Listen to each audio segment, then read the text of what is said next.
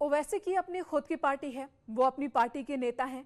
ओवैसी बार बार साफ कर चुके हैं कि जो बीजेपी के खिलाफ चुनाव लड़ेगा वो उसके साथ गठबंधन कर सकते हैं। वो बीजेपी की बी टीम या फिर बीजेपी शार्प शूटर नहीं है। चलिए बात कांग्रेस की कर लेते हैं।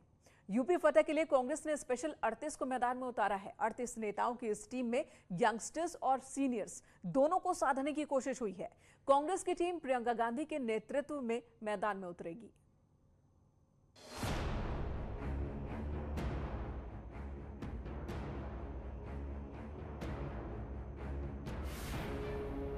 पिछले 3 दशक से यूपी में सत्ता का वनवास झेल रही कांग्रेस ने 2022 के महाभारत के लिए सियासी योद्धाओं का चयन शुरू कर दिया है।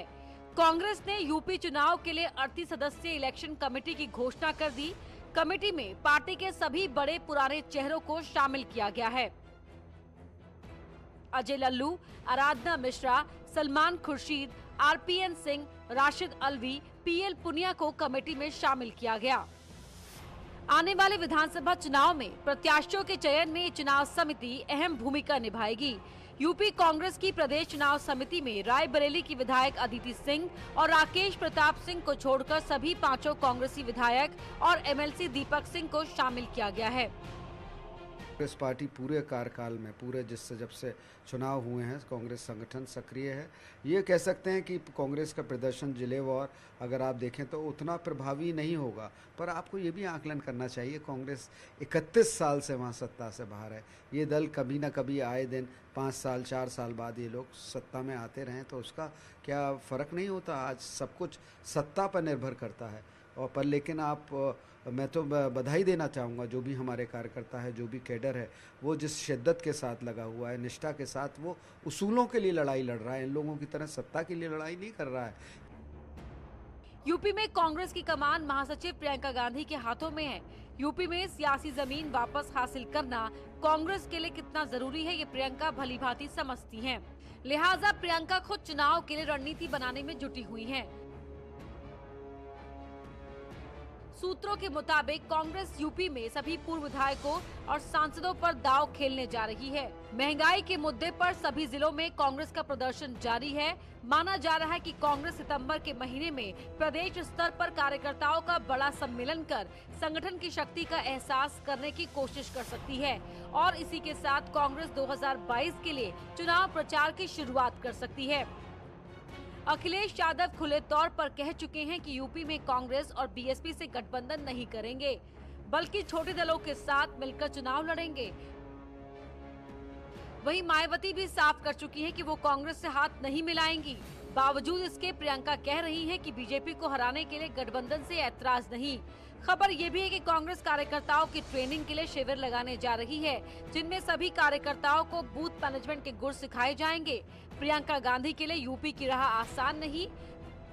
कमजोर संगठन को फिर खड़ा करना, विपक्षी दलों को ताकत का एहसास करना और खिसकते वोट बैंक को फिर से हासिल करना, ये 3 ऐसी चुनौतियां हैं जिनमें सफलता असफलता यूपी में कांग्रेस का सियासी भविष्य तय करेगी।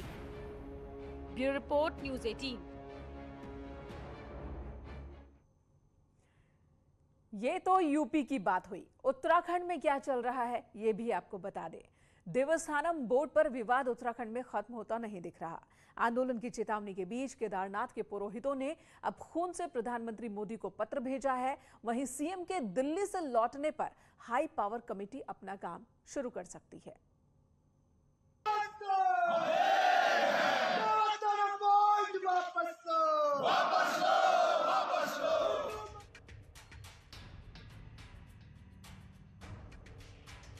ये है केदारनाथ के तीर्थ पुरोहित संतोष त्रिवेदी, जिन्होंने सिर्फ एक मांग को लेकर खून से प्रधानमंत्री मोदी को लेटर लिखा है।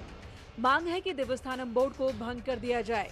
इससे पहले तीर्थ पुरोहित 16 अगस्त से बड़े आंदोलन की चेतावनी के साथ 17 सितंबर को मुख्यमंत्री आवास का घेराव करने का ऐलान कर चुके हैं और साफ कह चुके हैं 4 धाम से जुड़े स्थानों में जहां कोई भी बीजेपी नेता आएगा उसका घेराव किया जाएगा।